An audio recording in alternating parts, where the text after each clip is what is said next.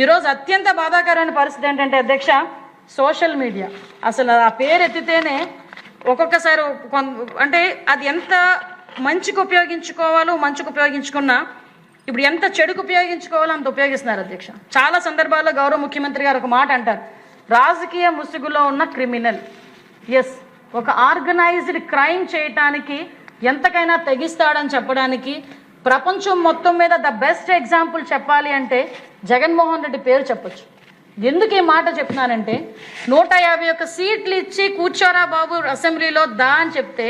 వెకిలి చేష్టలు వేసుకొని అవమానపరిచి సాక్షాత్తు ప్రతిపక్ష నాయకుడిగా ఉన్న అప్పట్లో ప్రతిపక్ష నాయకుడిగా ఉన్న చంద్రబాబు నాయుడు గారిని అవమానించి ఇంట్లో ఉన్న తల్లుల గురించి చెల్లెల గురించి కూడా నానా మాటలు మాట్లాడి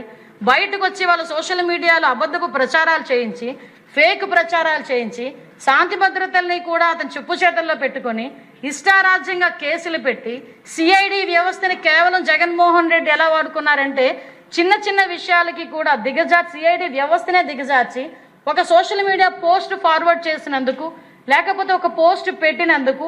దాన్ని కూడా సిఐడి వాళ్ళు తీసుకెళ్లి లోపల కూర్చోబెట్టి కేసులు పెట్టే పరిస్థితి.